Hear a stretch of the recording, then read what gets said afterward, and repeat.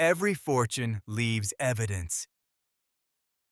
In April of 1996, an entertainer who had once sold out arenas across the world stood in a courtroom and admitted he could not pay more than 200 people what he owed them.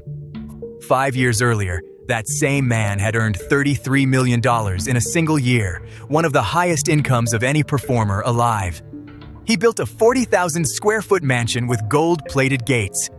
Before this file is over, you will learn he kept roughly 200 people on his personal payroll, many of them friends from before he was famous. And you will see why the bank that eventually seized his dream home sold it for a fraction of what he spent building it. This is the autopsy of one of music's biggest fortunes, and the comfortable myth that a single reckless spender is always the reason a fortune disappears. Money Autopsy, File 10, The Entourage That Ran Out of Runway. Stanley Burrell grew up in Oakland, California, and worked as a batboy for the Oakland Athletics, where players nicknamed him Hammer for his resemblance to Hank Aaron. Using savings from that job and small loans from a few of the players, he self-funded his first album, pressing it independently and selling copies out of the trunk of his own car. It sold well enough, entirely on his own hustle, to catch the attention of a major record label.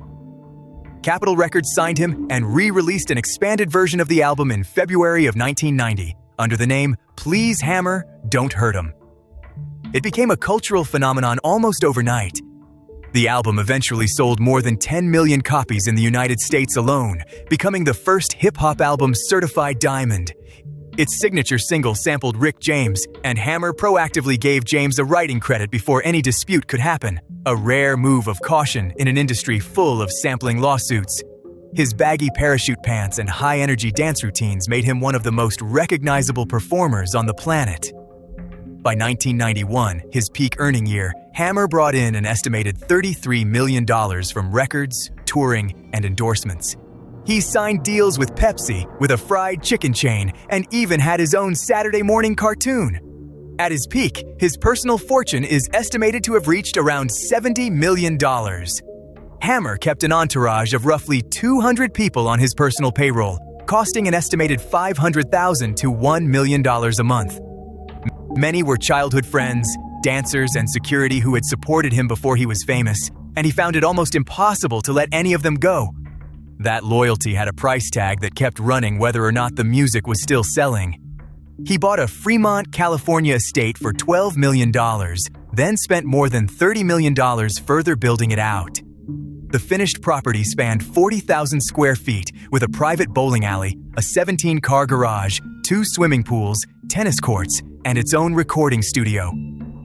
Gold-plated gates at the entrance were inscribed with the words, Hammer Time. Hip-hop's sound was shifting fast toward harder, grittier styles, and Hammer's flashy, family-friendly image increasingly read as out of step with the moment.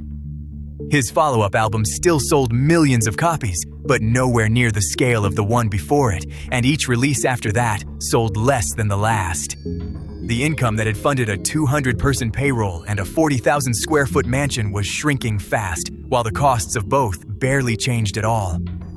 In April of 1996, Hammer filed for Chapter 11 bankruptcy, listing roughly $9.6 million in assets against $13.7 million in debts. The filing named more than 200 creditors, including a professional athlete who was owed $500,000 in personal loans. Behind almost every name on that list was someone who had once believed the money would simply keep coming. The bank that held the mortgage on his dream mansion eventually foreclosed on the property. A home he and his lenders had poured more than $42 million into was sold for roughly $6.8 million, a fraction of what it had cost to build.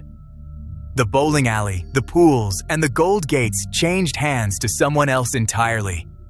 The popular version of this story treats Hammer as simply reckless, a man who could not resist buying gold toilets and fast cars. The harder truth is more structural. Fame creates its own economy, where dozens of real livelihoods quietly attach themselves to one person's income. Cutting a payroll of childhood friends when the money slows down does not feel like a spreadsheet decision. It feels like betrayal, which is exactly why so few people manage to do it in time. Hammer rebuilt from the bankruptcy over the following 2 decades, working steadily and staying visible in music and media. He became an early, enthusiastic adopter of social media and technology, eventually building a second career as a respected advisor and investor to Silicon Valley startups.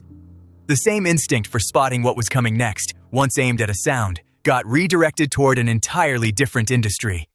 If this file earned it, subscribe and leave a comment on which fortune you think deserves the next autopsy. Next on the file, an Oscar-winning actor earned an estimated $150 million, then found himself owing the government millions in unpaid taxes after spending part of that fortune on a stolen dinosaur skull. Every fortune leaves evidence.